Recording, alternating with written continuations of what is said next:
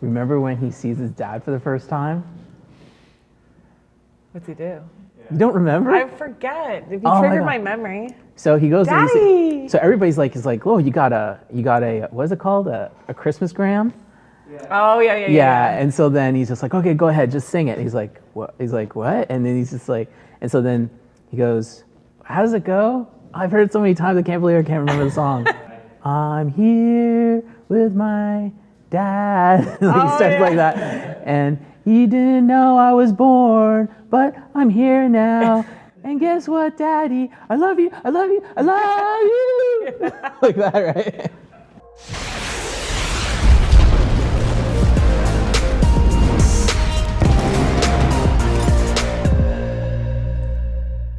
Five strategies to help communicate with tact.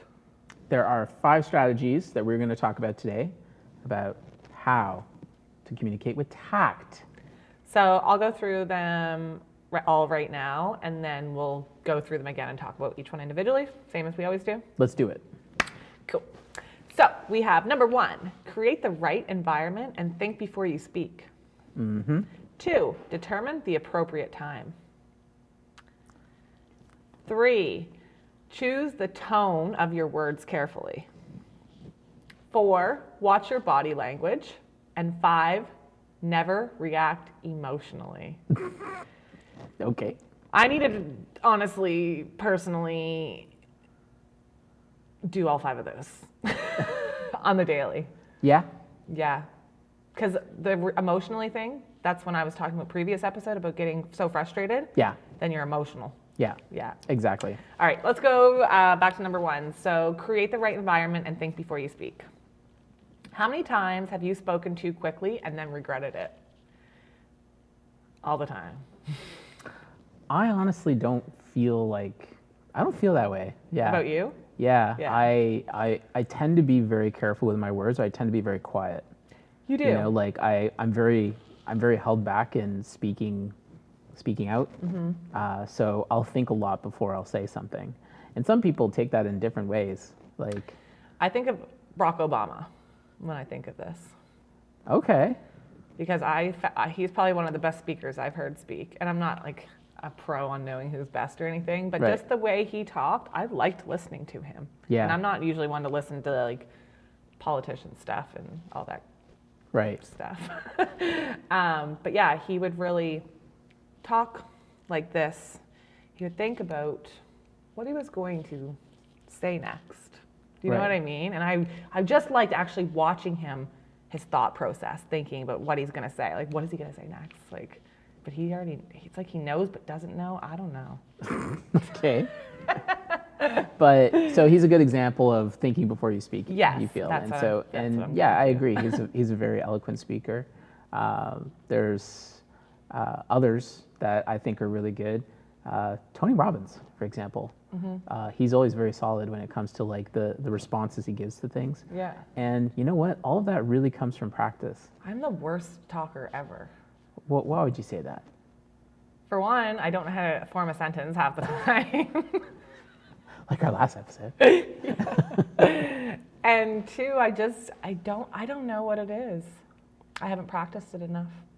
So what you can do to start, Yeah. like to improve on that, is first off, practice active listening when others speak, right? I think I do that very well. Yeah, so what happens is that what tends to happen when people are speaking is that the other person, like when someone's speaking to you, Yeah. what often happens is that you're already thinking about what you're going to say back. Yeah. Right? Yeah. And that's not active listening. Active listening is just shutting yourself off and really taking in what the other person is saying, right? So if you can do that, that's the first step to actually being able to be tactful in actually talking to the other person, because you're really hearing what they're saying before you formulate what you're going to say back. And by doing that, it allows you to be able to actually think before you speak. And you create an environment where the other person also feels like they're heard. Right. So a neat trick to help you get that time to formulate your answer is to do something what's called mirroring. I don't know if you ever heard that term before. I think. So the idea of mirroring in communication is to simply repeat back whatever the person said, Yes. Yeah. right? Yeah. And you don't have to necessarily wait until they've said everything and then be like, okay, here I go, and then regurgitate everything back. Right. What you can do is basically things. just as they're talking, sometimes you know what they're saying, you know what you're listening to them, you're really saying it. Yeah. Repeat it back to them, right? In a Okay. way. So like, they say like, let's just say like, I don't know. So they're telling a story about this lady's telling a story about her son. It's just like, oh, and he was riding his bike, and you go, oh, the red bike, right? And so you just validated that you're listening to her, and Yeah. then she's like, yeah, the red bike. Yeah. And then she keeps talking. He goes, oh yeah, and he was pedaling along, and then he got to that street on the corner, and you say, oh, you mean Arthur Street? And she's like, yeah, that street. So then, as you're going back and forth, and as you give these little validations that you're listening to what they're saying, they really feel like, okay, I'm being heard. Right. Right? So then at the end of all that, you've really taken in everything. When you go to respond, the person feels like you've really heard what they had to say. Mm-hmm. So here's where you have to use the tact and just be like, I guess in this case, it's just like, maybe next time, if you follow along on his bike, you won't fall so often. I don't know, something like that, right? Yeah. I'm just making this up as I go. Yeah. But, at that point, they're just like, maybe you're right. Because the person feels like you're really listening to them, Yeah. then whatever it is you have to say, it doesn't feel like you're there like you're just talking back. It doesn't feel like you're there just to attack them. Your answer will be more respected. It feels more like you're actually answering because you care, because you actually are really actively listening. Mm-hmm. So mirroring is a really good way to do it. Oftentimes, like sometimes, somebody's talking and then sometimes I'll find myself completing their sentences. Yeah. And that's another way to mirror, right? Okay. It's like, I was going to say, I do that sometimes. Is that bad? no, like, so if they're talking and they start to talk about something and you just add on a little bit of detail to it, it really shows that you're listening to them and that you understand what they're saying. So that validation is important. So you had said at the beginning, like when you first were going on here, a lot of the times that you want to respond in the middle of what they're saying, like with your own thing. Yeah. So that happens actually a lot to me. I try not to do it because I want to give them the attention, like everything you just said. But instead of me saying it at the end of I'll forget what I was even thinking of because I was so engaged with them that yes, this thought popped in and I'm like, I want to say this when they're done talking. But by the time they're done talking, I'm so engaged with them, what they were saying, I forget what I was even thinking. Yeah. So I'll like sometimes when I'm in a conversation, sometimes morning, I'll like write something down because you trigger my mind. Then I'm like, oh yeah. So I just write it down on like a little notepad in front of me. That way I can go back to it because I want to be engaged in your conversation. I don't want to interrupt it. And exactly. Yeah. And the truth is that if it is something that what you wanted to say, but then you forgot about it, it's not that important. Probably not that important. And so it's just like, it's okay, just let it go, yeah, sort of thing. Exactly. Yeah. Okay, so number 2 is determine the appropriate time. So determine the appropriate time when to talk. Yes. When to be tact. Again, we talked about this in our previous episode when we gave the scenario of the person being late and then wanting to rip them a new anyways, in front of all the staff versus doing it privately. So I guess that would be an example of that, determining the appropriate time. Okay, so let's say you have a work colleague who just found out they're going to be laid off at the end of the year. Okay. Meanwhile, you find out that you're being promoted and so you're actually being promoted while this guy's getting laid off. What is the best time to tell them? Never. And you know what? This is a really good time to talk about this because this is happening to a lot of people right now. Yeah, I would feel so bad. So there wouldn't be one inkling in my body that would even want to tell them that right now. Like, of course, like, say I was going in full force, be like, hey, Bob, guess what? And Bob's like sitting at his desk crying because he just got laid off. I wouldn't even think about what I was going to say again because I would feel my heart would be towards Bob. Towards Bob. Yeah. Yeah. So, I mean, are you ever going to tell them? Yeah, maybe not. If they need to know, do they really need to know? I suppose not. Yeah, because they're going to be gone. Oh, Lord.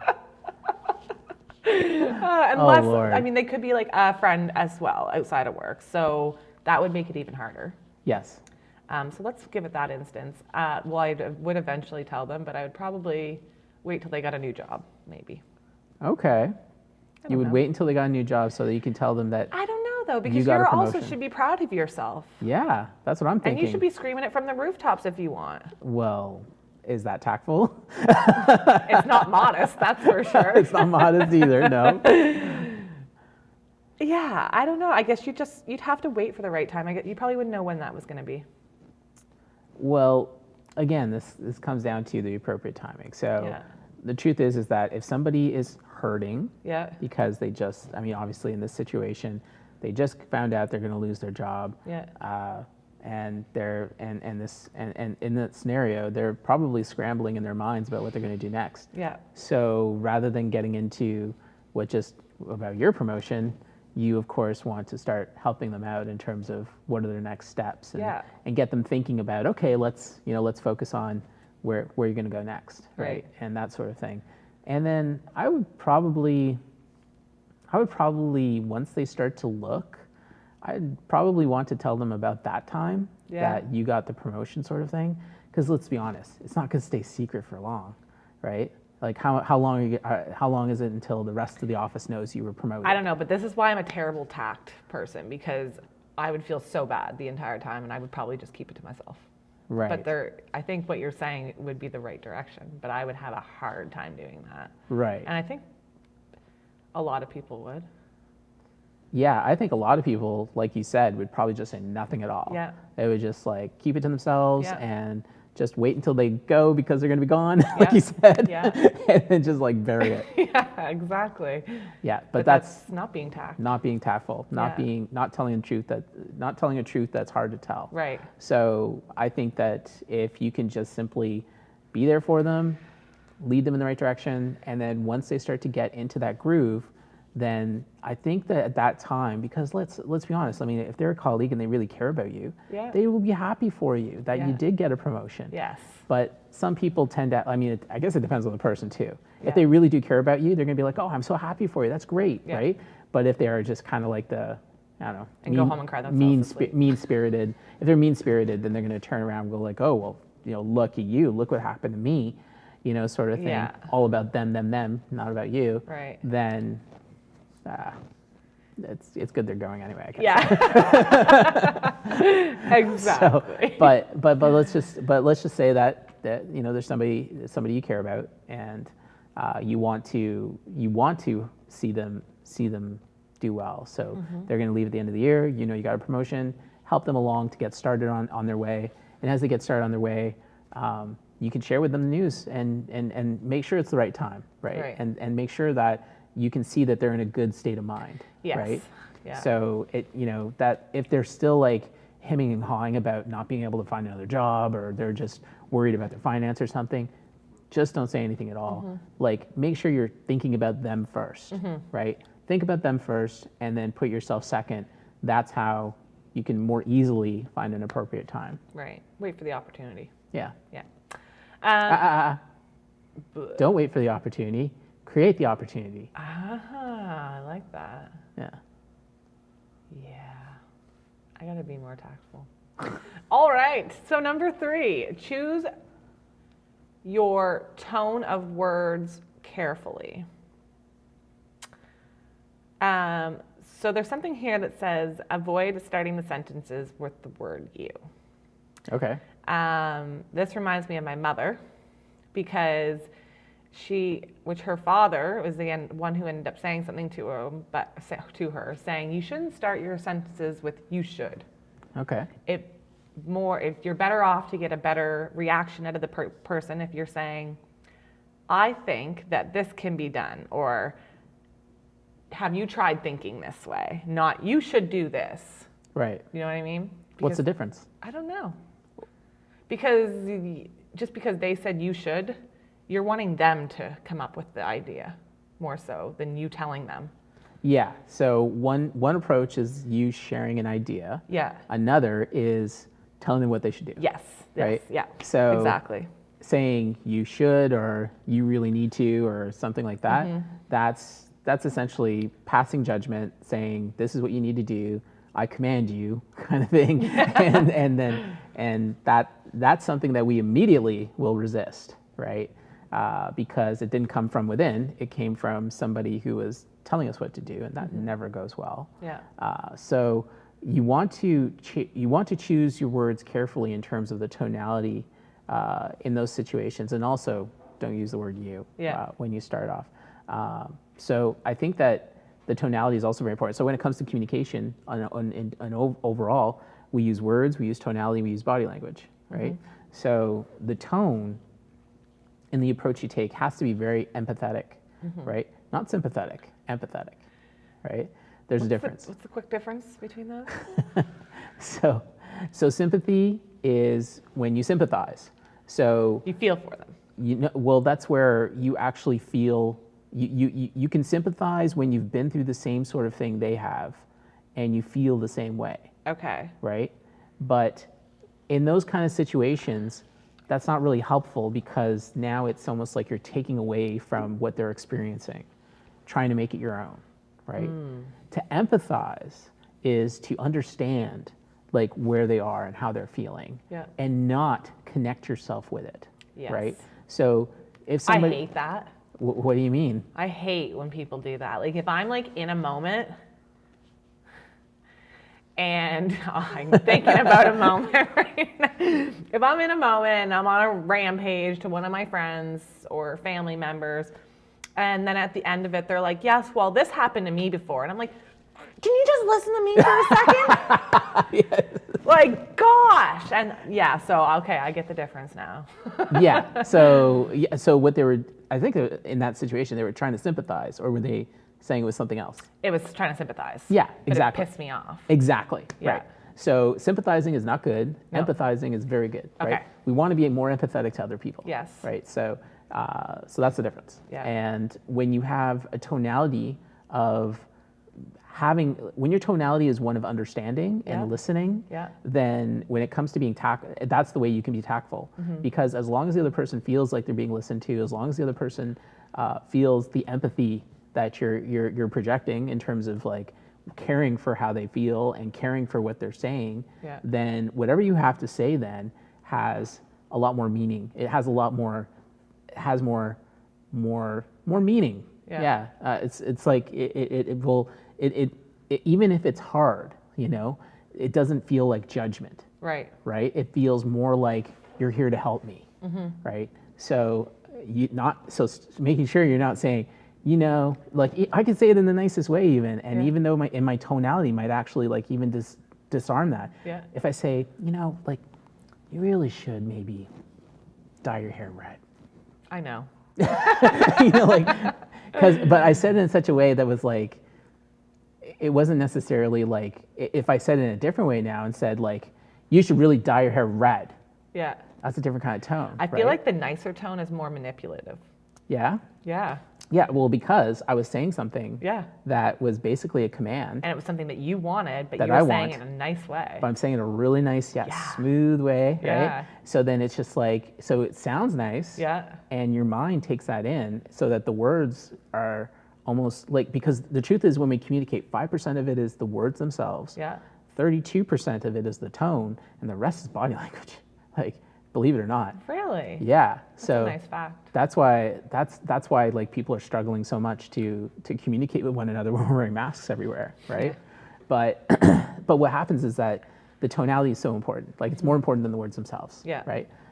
And so in that case, like I'm using a tonality that sounded manipulative. But if I was to use the phrasing and then use the wording, just be like, I think red hair looks awesome. Right. Yeah. So it's just like I haven't done anything to manipulate you. I guess in that way, I'm sorry, I was just trying to make it up, so that's why I had a weird kind of tone. But it's just like, what? I think red hair is so awesome. Yeah. It's just like, oh, yeah, I think red hair is awesome too. Maybe I should dye my hair red. Yeah, so using the word I. Yeah. Yeah, when you're talking instead of you. Exactly. Yeah. Yeah. I'm going to have to think of that. All right. Number 4. Watch your body language. We were just talking about that as well. That's right. So example is basically like if a boss is basically telling you, like, yeah, your sales are fine. Yeah, it's okay. Yeah. and you're just like, I would are not they, feel very confident in that. are they fine? Yeah. You know, like, but notice my tonality too. It's Yeah. just like, yeah, they're fine. Yeah. Or I'll even say it in a nice way. Oh, your sales figures are fine.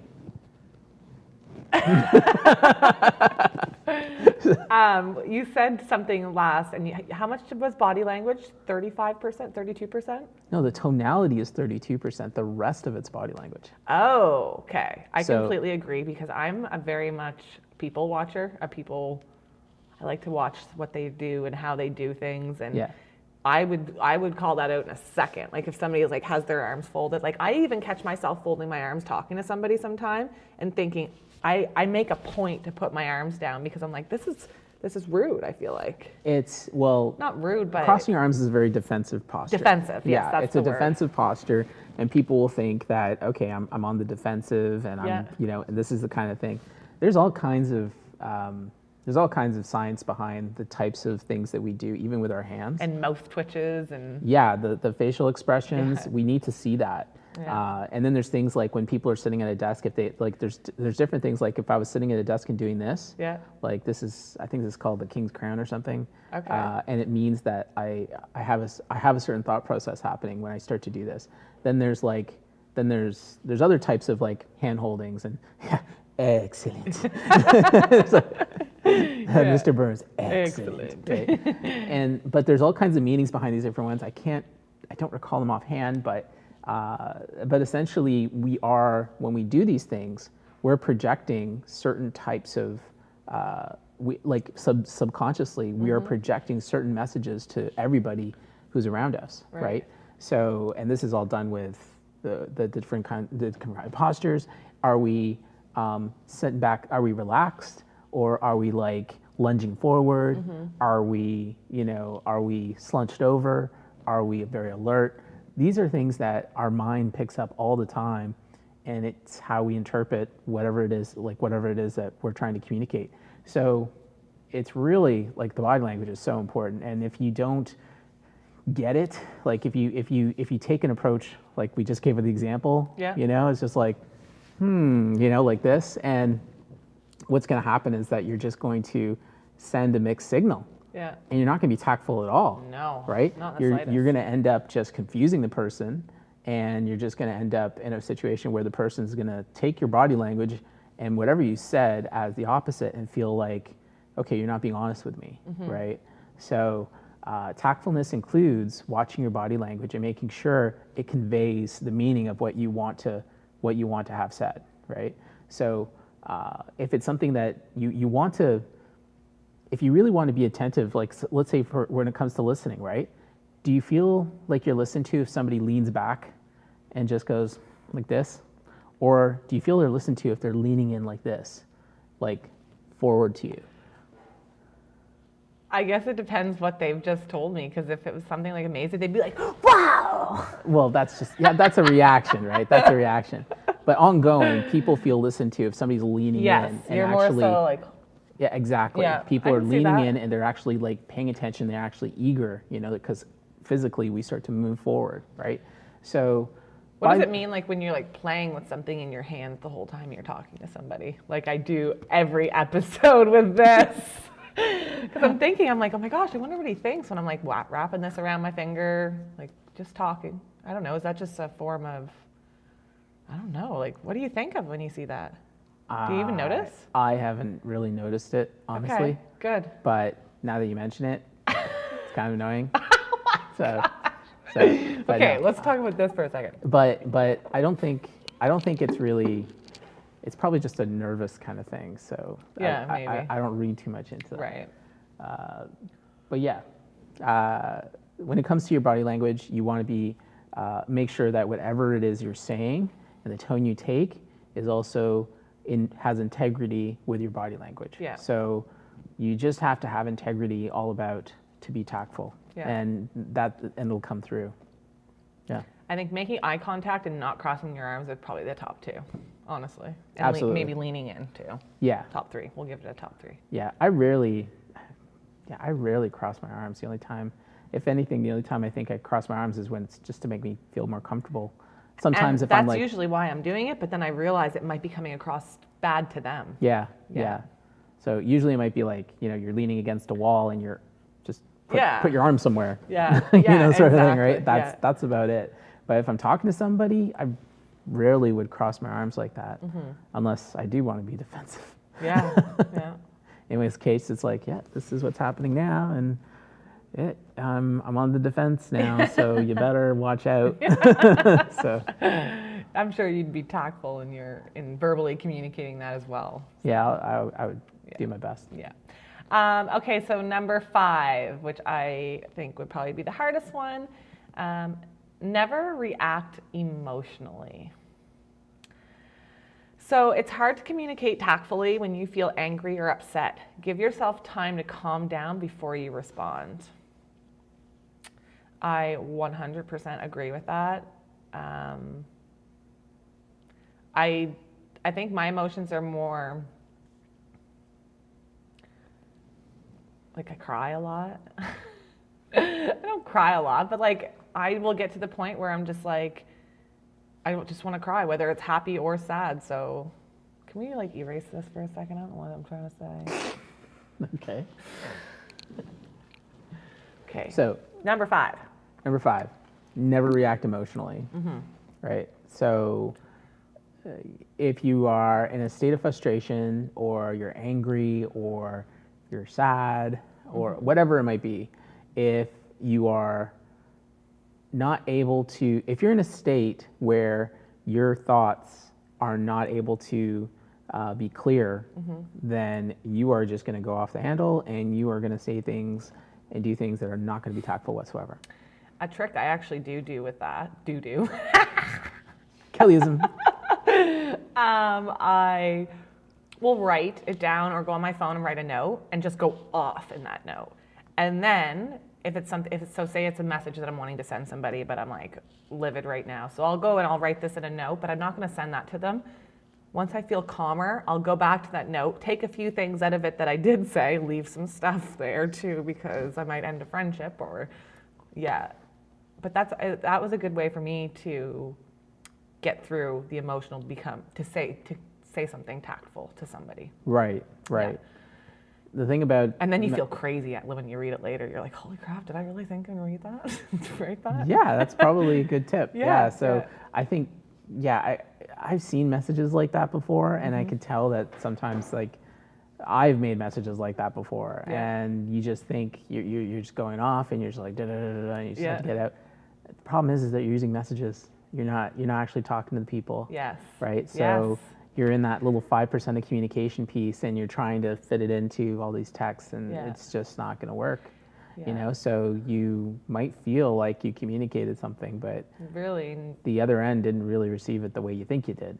Right. Yeah. And sometimes even like when you say, even just regular communication using text these days, there's so much opportunity for a loss of tone and whatnot, that there's like other people you might be working with, like, read what you say, and then they're just like, why is he being so disrespectful? Or why are they so rude? Yeah, why are they being rude and things like that? And it's all because there's no tone to it. Meanwhile, the other guy on the other end might be just like, maybe saying it in kind of a hunky-dory kind of a way, or maybe he's just being, jokey in his mind. Yeah. But that's not communicating. Tell. You can't tell. You can get to look at them, see their body language, hear the tone.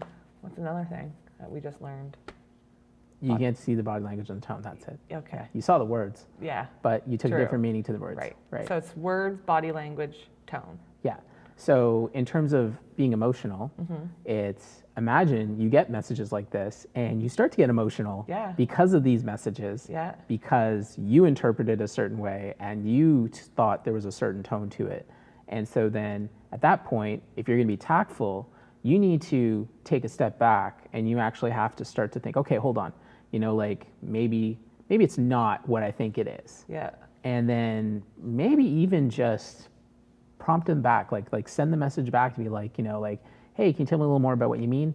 And then maybe the second message would have a very different kind of tone to the first. Right. And then you start to, I was off on that. Yeah. Right. So then you disarmed the emotional response. Yeah. But if you just come back with some kind of like, right back at them the same way, then they might even feel it. Yeah. They'd be like, whoa, why is he coming at me like this? Yeah. Not realizing what they did. Right.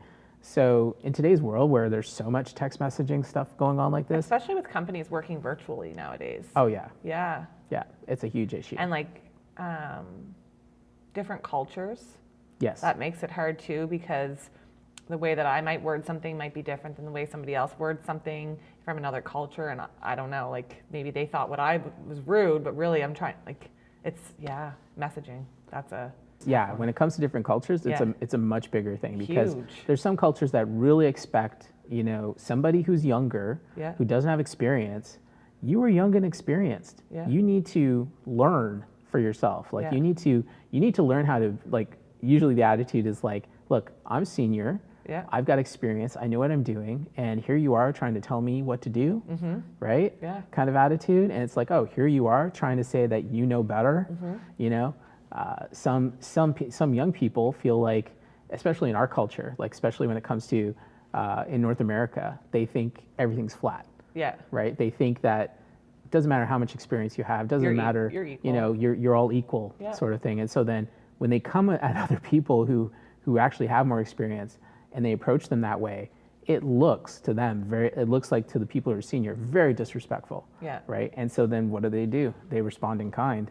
They're just like, they try to put them down in their place. They're just like, look, you don't know what you're talking about. So Yeah. why are you talking to me like this? Yeah. Sort of thing. So it all comes down to not being able to recognize when that's happening and disarming that before you escalate it into something. Yes. Right? Because once you start to escalate into something, you lose all possibilities of tact. Yeah. Right? And then you're actually Backtracking. Then you're backtracking to Yeah. become more tactful in the response. It's just Right. like, okay, yeah, I misread that. I was wrong. My apologies. Yeah. Let's make sure this doesn't happen again. Right? So, yeah, this is the way it goes. I imagine lots of people have these kinds of experiences all the time. Oh yeah, definitely. right? Every day. Yeah. And Multiple. every day, yeah. Yeah. So, I mean, especially, geez, just got to go on Facebook and look at any post. It's the same thing happens all the time, right? Yeah. So it's a matter of just watching your emotions before you actually respond. Yeah. All right. So those were 5 strategies to help communicate with tact. 5. And practice that brick. What? And practice that brick. Practice that brick. Yeah. Go practice that brick. So, yeah. 5 strategies on how to increase your tact so that you become a super awesome communicator, build that building brick, and really super impress everybody around you, because with more tact means you get more opportunities. Yeah. And you just have a much better life and you get to thrive in today's world. I love it. All right. We'll talk to you next episode. See you there. Bye.